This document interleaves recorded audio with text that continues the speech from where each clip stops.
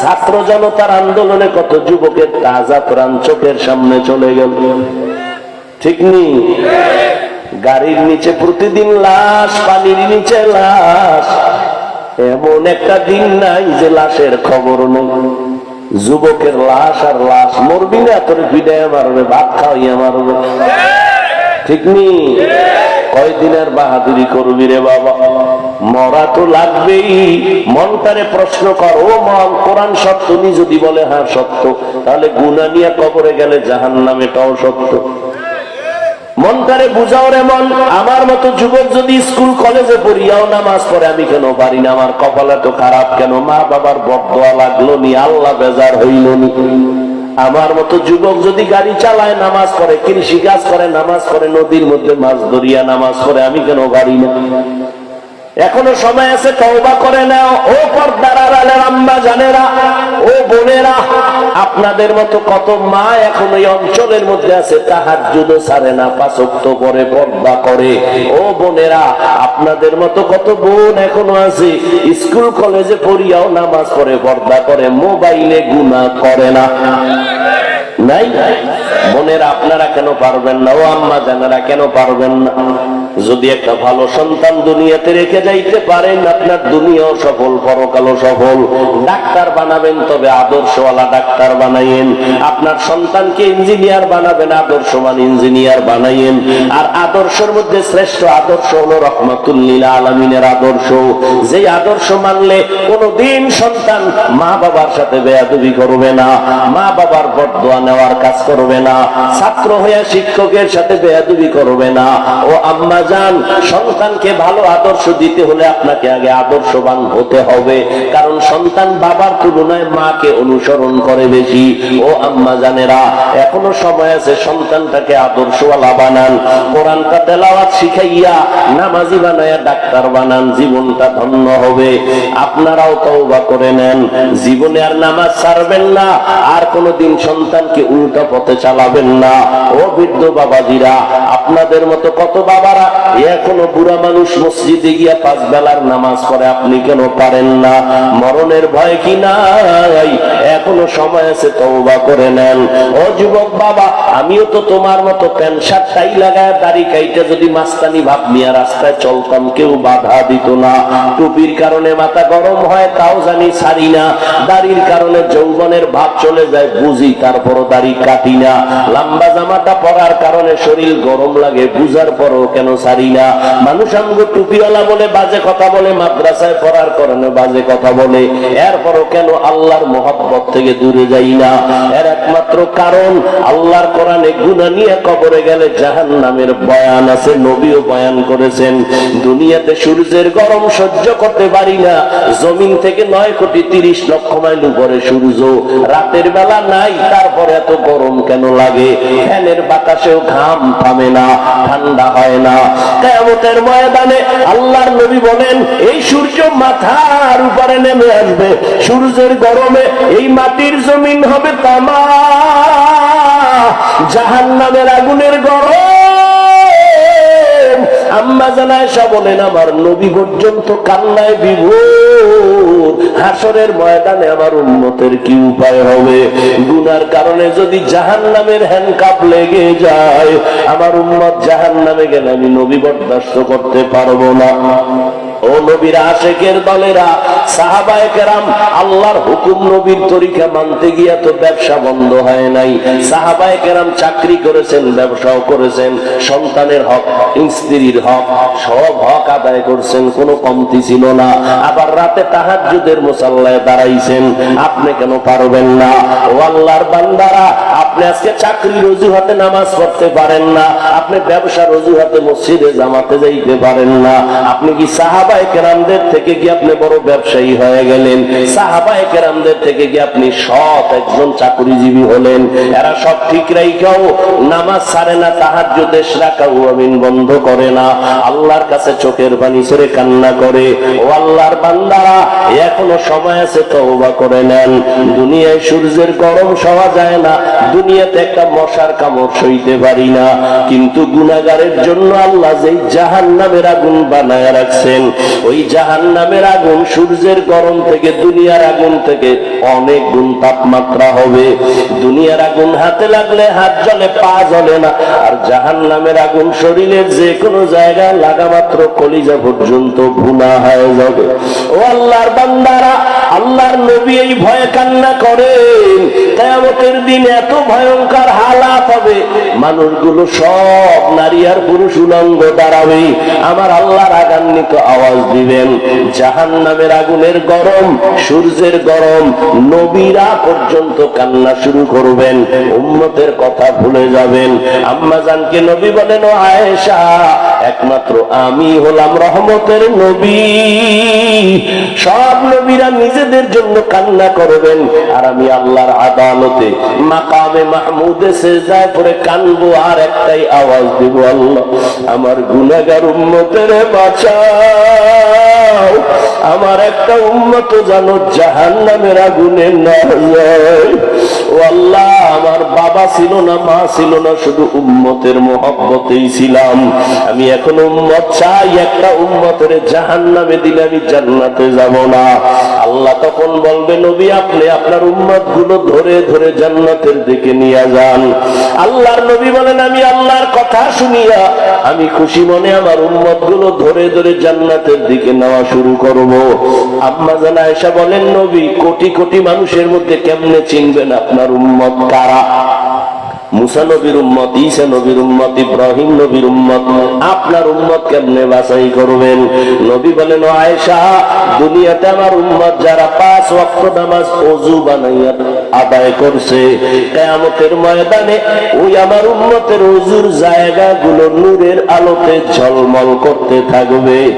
আমি ধরিয়া ধরিয়া জান্নাতের দিকে নিব। প্রথমে আমি কাউসারের কাছে নিয়ে নিজ হাতে কাউসারের পানি পান করাবো, লাইনে দাঁড় করাইয়া হঠাৎ একটা পর্দা এসে যাবে, পর্দার ওই পাশে আরো মানুষ থাকবে, উম্মত। ও ফেরেশতা, পর্দা দিলা কেন? কাউসারের পানি তো এখনো আছে, উম্মত বাকি। ফেরেশতারা বলবে, নবীজি এরা আপনার ভেজাল উম্মত, আপনি দুনিয়াতে ছিলেন না, এই উম্মত গুলো আপনার সুন্নত গুলো জবাই করছে, নিজেও নামাজ পড়ে নাই, অন্য নামাজ পড়তো তাও পছন্দ করে নাই, নিজেও জিকির করে নাই, অন্যরা জিকির করতো তাও পছন্দ করে নাই, নিজেরাও হালাল খায় নাই, যারা হালাল ভাবে চলতো তাদের পছন্দ করে নাই। আম্মা জানকে নবী বলেন, আয়েশা তখন আমি রাগ নিয়ে বলবো, সোহকন সোহক, ও উম্মত তোরা আমার উম্মত না, আমি তোদের নবী না, যাও তোমরা ভেগে যাও।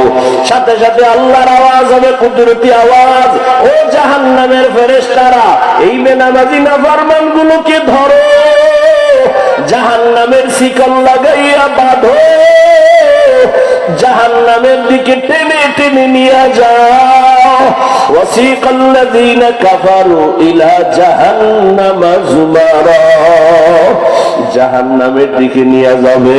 ও বেনামাজি বাবারা, ও দাড়ি কামানেওয়ালা বাবারা, ও বেপরদায় চলনেওয়ালারা, ওই দিন যদি আমার নবী উম্মত বলে স্বীকার না করেন, একটু চিন্তা করো, জাহান্নামের ঘোষণা যদি হয়ে যায় কি উপায় হবে?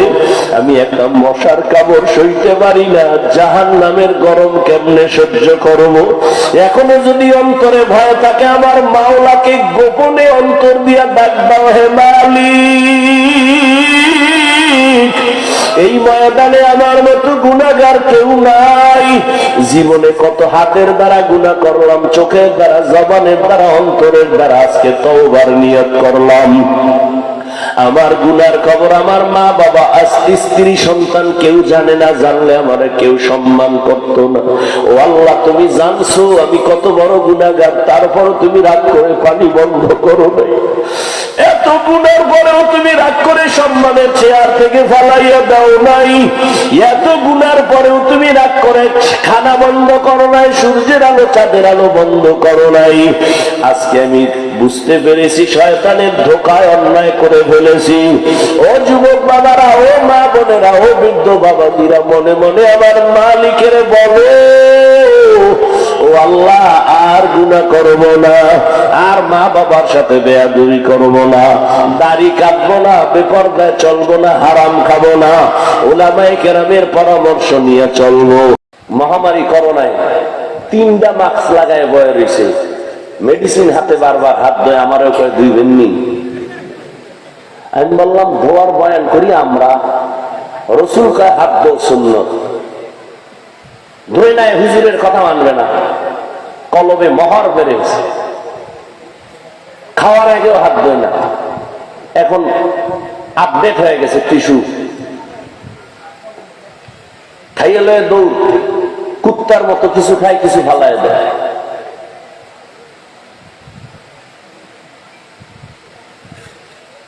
কিন্তু ওই সময় ইতিহাস যেন ভুলে না যাও, যুবক লিখে রাখো, ওই সময় করোনায় স্কুল বন্ধ, কলেজ বন্ধ, চাকরি বন্ধ, ব্যবসা বন্ধ, গাড়ি বন্ধ, ট্রেন বন্ধ, ফ্যাক্টরি বন্ধ, সব কিছু বন্ধ, একটা মাদ্রাসাও বন্ধ হয়নি। চাকরিজীবীর চাকরি শেষ, ব্যবসায়ীর ব্যবসা শেষ, হুজুরদের কোথাও না খাইয়া মরতে হয় নাই। কোন হুজুর ভিক্ষা করছে? এটি শুনলে কারো কলিজা জ্বলে না? চিকিৎসা করো কলবে।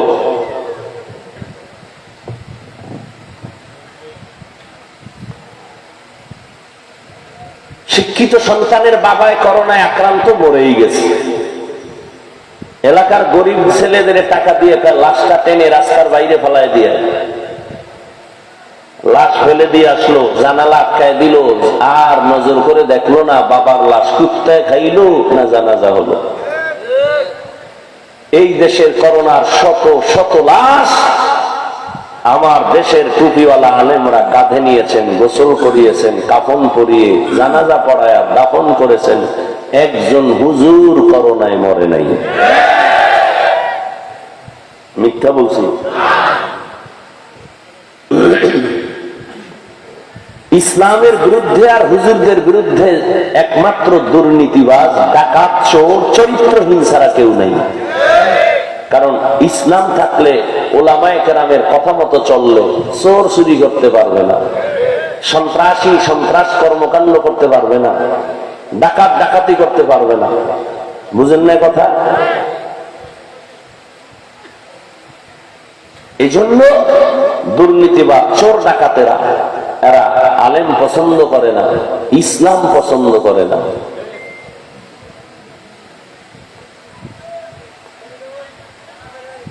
তো রহমতের নবী বললেন, দুই জিনিস হেফাজতের জিম্মা নিলে আমি জান্নাতে নেওয়ার জিম্মা নিব। এক, জবানকে কন্ট্রোল করো। দুই, লজ্জাস্থান হেফাজত করো। তো আল্লাহ আয়াতে দুইটা আদেশ দিলেন, আমাকে ভয় করো, জবান কন্ট্রোল করো। কেমনে করবা? মন গড়া না, কোন ব্যক্তির গোলামিতে হবে না, আল্লাহ এবং রসুলের ইতাআতের মাধ্যমে।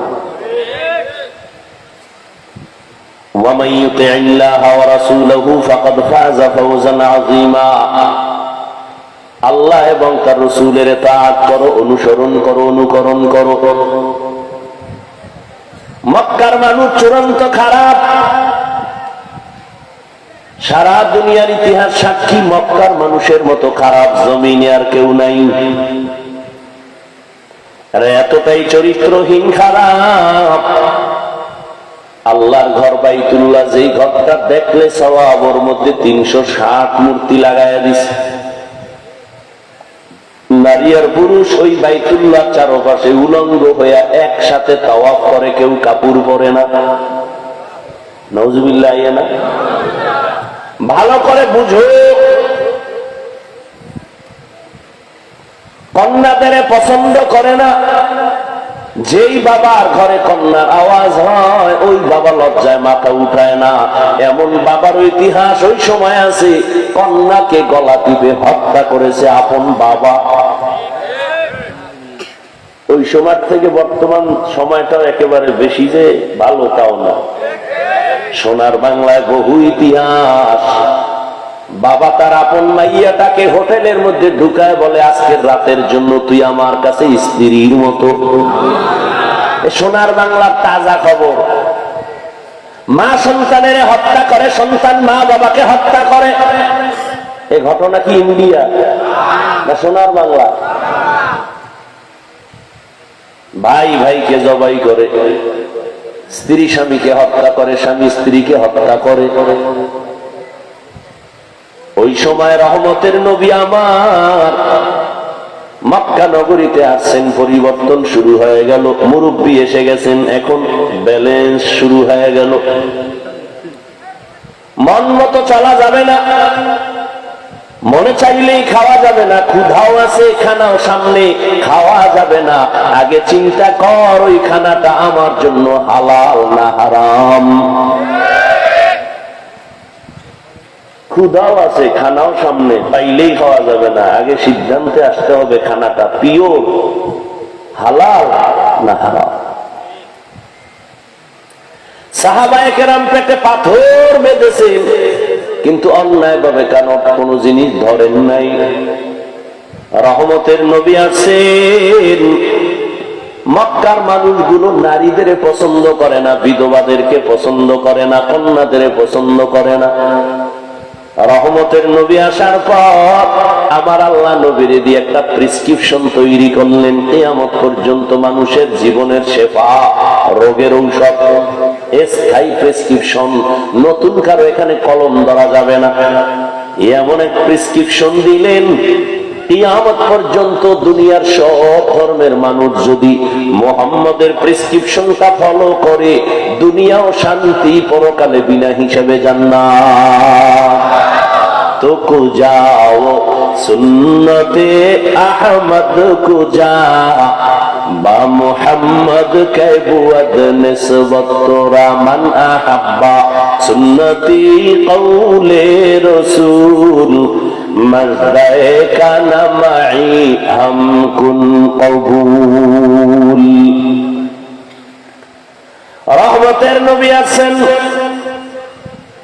মক্কার চরিত্রহীন মানুষগুলো এমন ভাবে চরিত্রের দিকে ফিরে আসলো প্রেসক্রিপশনটাকে ফলো করে। যেই মক্কার মানুষ নারীদের, বিধবাদের পছন্দ করে না, আমার রহমতের নবী আল্লাহ পাক তাকে পরিপক্ক করে বানালেন, শক্তি দিলেন, দৈহিক, জৈবিক, মানসিক সব দিকের শক্তি সীমাহীন। 25 বছর বয়স আসছে নবীর, ভরা যৌবন। রহমতের নবী, দু জাহানের সরদার। এই সময় আমার নবী আল্লাহর আইনে বিবাহের সিঁড়িতে আসলেন একজন বিধবা নারীকে নিয়ে। 2 জন স্বামী বিদায়ের পর তৃতীয় স্বামী আমার নবী। নবীর বয়স মাত্র 25। ওই সময় নবীর কাছে বিধবা নারীর প্রস্তাব আসলো, যার বয়স 40। নাম কি? খাদিজাতুল কুবরা রাদিয়াল্লাহু তাআলা আনহা। নবীজি দৃষ্টান্ত দিলেন, নীতি আদর্শ দিয়া দিলেন, ও দুনিয়ার মানুষ, নারীদেরকে অবহেলা করবা না। নারী ছাড়া তোমার সংসারে ফুলের বাগানে ফুল ফুটবে না। নারীদেরকে অবহেলা করা যাবে না। এরা যদিও নবী না, তবে সমস্ত নবী রাসূলদের মা। নারীদের মর্যাদা ইসলাম ছাড়া কেউ দেয় নাই। যারা বলে ইসলাম নারীর অধিকার দিতে পারে নাই, তারা চরিত্রহীন, লম্পট, স্বাধীনতার দুশমন। ইসলাম ছাড়া নারীর সম্মান কেউ দিতে পারে নাই, পারছে? বরং যারা চাপাবাজি করছে আমরা দিব, তারাই চাপাবাজি করে নারীদেরকে অপমান করেছে। পৃথিবীর কোন ধর্মে নারীর সম্মান দিতে পারে না। হিন্দু ধর্মের কিতাব খুলো, নারীদেরকে জুলুম করেছে, অপমান করেছে। খ্রিস্টানদের কিতাব খুলো, নারীদেরকে সেখানে অবিচার করেছে। ইহুদিদের কিতাব খুলো, নারীদের উপর অবিচার। বৌদ্ধদের কিতাব খুলো, নারীদের উপর অবিচার। একমাত্র ধর্ম ইসলাম নারীদের অধিকার, সম্মান, মর্যাদা অক্ষুণ্ণ রেখেছে, এছাড়া কেউ পারেনি। ভাইরা আমার, রহমতের নবী বিধবা নারী বিবাহ করলেন। 25 বছরের নবী 40 বছরের বিধবা নারী, 2 জন স্বামীর পরে নবী তাকে গ্রহণ করলেন। এরে নবীর উম্মত, মক্কার মানুষ কন্যাদের হত্যা করে, সমাজে মাথা উঁচু করে না। কন্যা হলে মনে কষ্ট। এখনো কিছু কিছু নিমকারাম আহমক আছে, জাহেল আছে।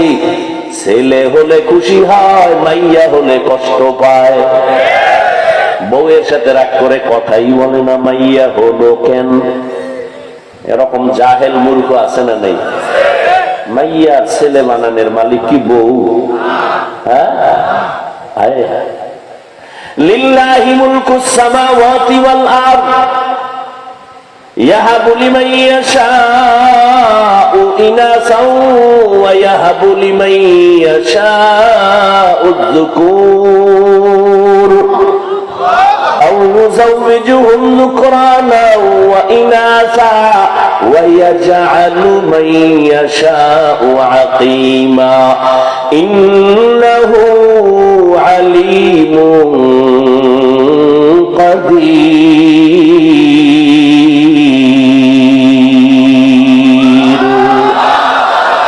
কাদের কুদরত দারি বরকামাল আনতা রব্বি আনতা হাসবি যুল জালাল তুহি কাদের জলিলুল্লাহ জাহাদার বহর হালে তুহি মেরা নেগাহদার। আসমান জমিনের মালিকানা কার হাতে? আল্লাহ বলেন আমি চাইলে কাউকে ছেলে দেই, কাউকে মেয়ে দেই, কাউকে দোনোটা দেই, কাউকে কোনোটাই দেই না। ক্ষমতা কার? রহমতের নবী আমার নবীজি গর্ব করে বলে, ও দুনিয়ার মানুষ, আমি শ্রেষ্ঠ ব্যক্তি, আমার আল্লাহ আমাকে বেশি মহব্বত করেন, আর কোন নবীকে এই পরিমাণ মহব্বত করেন না। আমার উম্মতের আল্লাহ এত বেশি ভালোবাসেন, অন্য উম্মতের এই পরিমাণ ভালোবাসেন না। ওই নবী কি না চাইলে কি না পাইতাম, কিন্তু শুনে রাখো আমি নবী, শ্রেষ্ঠ নবী, খাতামুন নবিয়্যিন, আমার কোন ছেলে নাই, আমি মুহাম্মদ 4 কন্যার বাবা। নবীর ছেলে নাই, কয় কন্যার বাবা? নবী বলেন কন্যা পাইছো কপাল খুলে গেছে, 1 কন্যা পাইছো, একটা জান্নাতের মালিক। সুবহানাল্লাহ না? 2টা কন্যা পেয়েছো, 2 জান্নাতের মালিক। 3টা পেয়েছো, 3 জান্নাতের মালিক। 4 কন্যা পেয়েছো, 4 জান্নাতের মালিক। ছেলে হয়ে খুশি, আর এই ছেলের কারণে বাবা হাতে হ্যান খাও, ছেলের কারণে মা বাবার ইজ্জত শেষ। ওই ছেলে জন্ম দিয়ে লাভ কি? তাজা খবর, ঢাকা বাড্ডা থানা, বাবায় কোটি কোটি কোটি কোটি টাকা রেখে মরে গেল, 2টা সন্তান শিক্ষিত কুলাঙ্গার। বাবায় চলে গেল, বাবার লাশটা দরজার সামনে পড়ে রইল। 2 ভাই টাকা পয়সা ভাগ বটোয়ারা নিয়ে 24 ঘন্টা ঝগড়ায় লিপ্ত, বাবার লাশ দাফনের কোন চিন্তাও নাই। এমন কুলাঙ্গার সন্তান জন্ম দিয়া কি লাভ, এমন কুলাঙ্গারের বাবা হয়ে কি লাভ?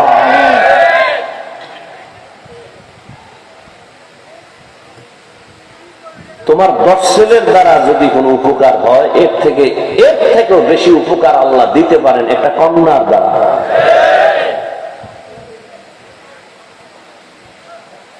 একটা বাপ নিমক হারাম জাহেল, একবারও বালিশে মাথা লাগায় চিন্তা করে না যে আমার 5টা ছেলে 1টা মেয়ে, বাবাকে আদর করলে মেয়েটা করে 5 ছেলে বাবারে আদর করে কিছু পাওয়ার জন্য, মেয়ে আদর করে নিঃস্বার্থে।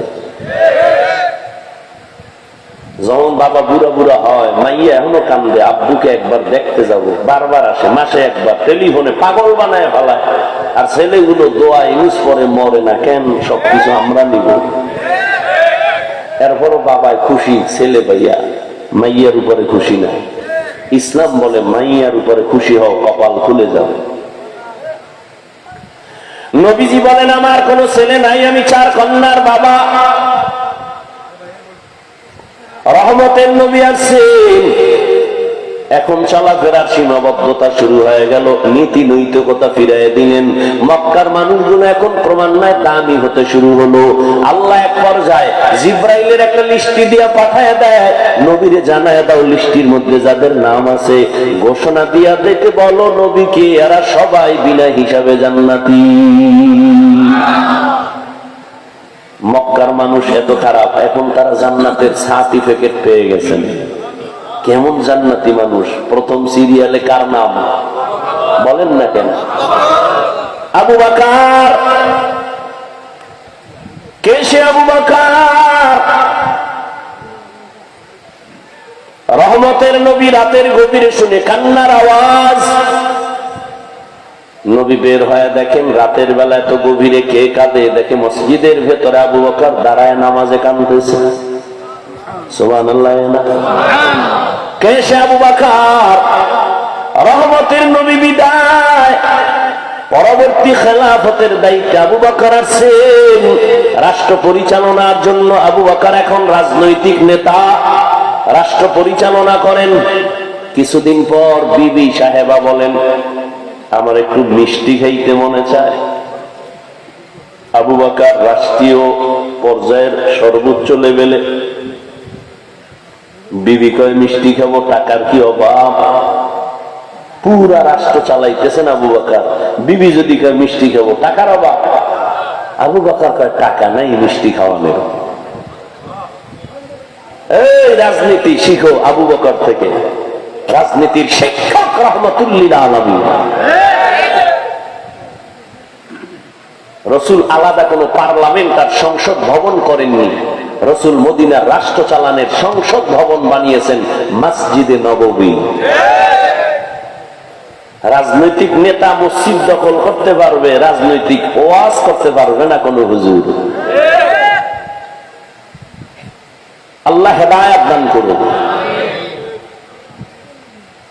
আবু বকর বলে আমার কাছে মিষ্টি খাওয়ানোর টাকা নাই। দেখছেন নি কারবার। কিছুদিন পর বিবি কিছু টাকা জমাইয়া কয় এই টাকা দিলাম, এ দিয়ে মিষ্টি আনেন। তুমি কি আলাদা চাকরি করো নি? কয় না। এই টাকা কই পাইলা? খেয়াল করতেছেন? বিবি বলতেছে আপনি যে বেতন নেন সরকারি অর্থ মন্ত্রণালয় থেকে, নির্দিষ্ট সেই বেতন থেকে আমি কিছু কিছু টাকা জমাইয়া এটা আমি রেডি করছি। আবু বকর কি বলে শুনেন, কয় তাহলে তো বুঝা গেল আমার সংসার চালাইতে গিয়া বেতন যা পাই এই টাকাগুলো সংসারে না হইলেও সংসার চলে। তাহলে আগামী মাস থেকে আমার বেতন থেকে এই টাকা কমায় নিব। हर के दारत खौफे हक दर दिल मदाम जन्नतुल मअवा बेहद उरा मकाम जुज़बा हक ची जे मखाज इंसुजा फजले उआ मस्ते दर जुमला जहां। আল্লাহ বলেন আমাকে ভয় কর। আল্লাহর কসম, এই জমিনে তো মাদ্রাসার অভাব নাই। যত বাধা দেয় মাদ্রাসা কমে না বাড়ে, মসজিদ কমছে না বাড়ছে, চরমনাই কমে না বাড়ে, তাবলীগ কমে না বাড়ে, কওমি মাদ্রাসা কম না বেশি। কেন বেশি? কেন বেশি? কেন বেশি? কয় সরকার টাকা দেয়। কয় না না, আলিয়ারে কিছু দিলেও কওমিরে দেয় না। এরপরও বাড়ে কেন? বাড়ে কেন? জোয়ারের পানিতে বাদ দিলে পানির শক্তি যেমন বাড়ে, কওমির বিরোধিতা করলেও তেমন মাদ্রাসা বাড়ে। আরো বিরোধিতা করো আরো বাড়বে, চরমনায়ের বিরোধিতা বেশি করো বাড়তেই থাকবে, কওমের বিরোধিতা করবা আরো বাড়বে, তাবলীগের বিরোধিতা করবা আরো বাড়বে। সত্য কথা না? স্বীকার করেন, মানে না? না মানে স্বীকারও করবেন না। এই তাবলীগ কমছে না বাড়ছে?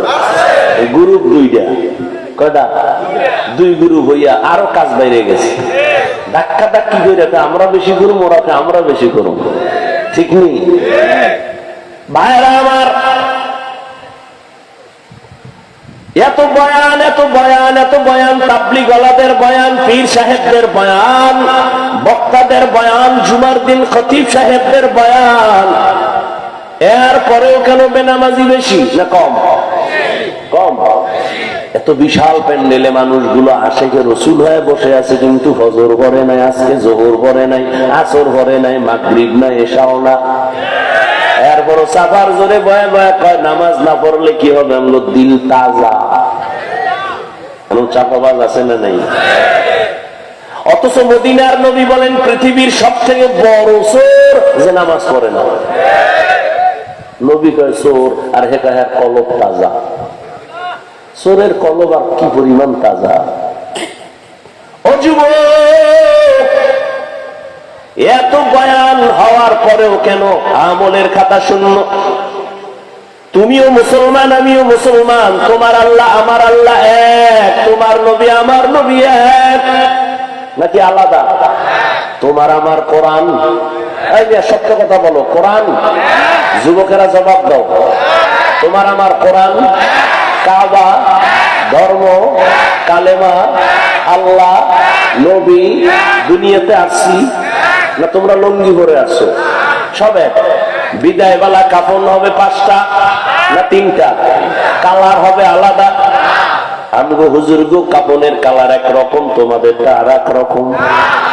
হ্যাঁ, আমি যত বড় বক্তা হই না কেন, আমার এত ভাব, আমি মুফতি মুফতি ভাব, আমি চেয়ারম্যান ভাব, আমি মাস্তান ভাব, আমি টাকাওয়ালার ভাব, আমি মুহাদ্দিস হওয়ার ভাব, আমি মুফতি হওয়ার ভাব, আমি প্রিন্সিপাল হওয়ার ভাব, যতই ভাব দেখাও না কেন, সাদা কাপনে যেদিন প্যাকেট হইবা সব ভাব বন্ধ হয়ে যাবে। जिंदगी में बंदगी तू करना है,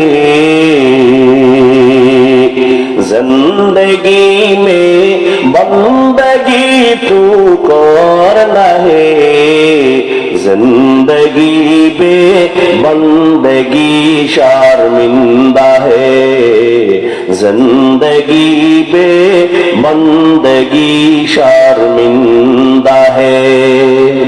दुनिया में हो दुनिया का तो पुकार न हो,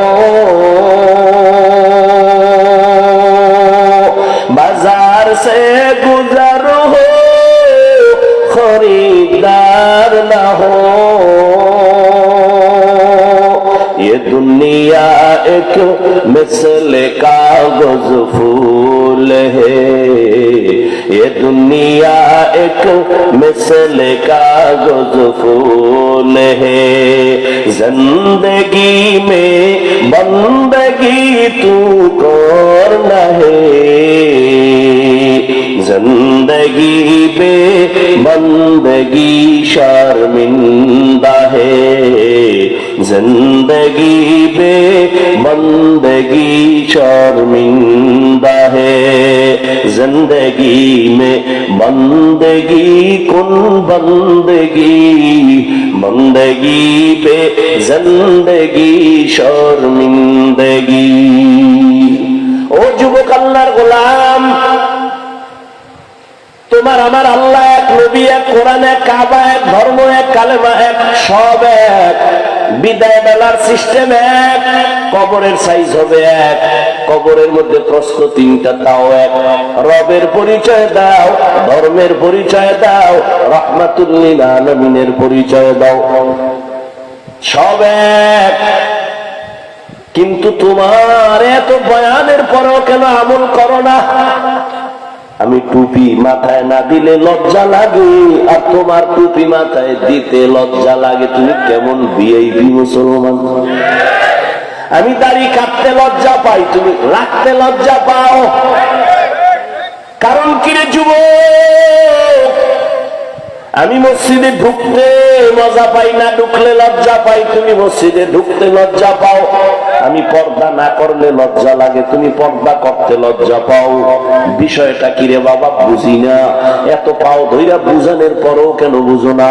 আজকে তোমাদের পিছনে কষ্ট না কইরা সব আলেমরা যদি হিন্দুদের পাড়ায় ওয়াজ করত, আমরা যদি কাদিয়ানীদের কাছে যাইতাম, আমরা যদি খ্রিস্টানদের গির্জায় গিয়া বয়ান করতাম, 12 মাস লাগতো না, 6 মাসের মধ্যে ইনশাআল্লাহ মদিনার আশিক হয়ে যাইত।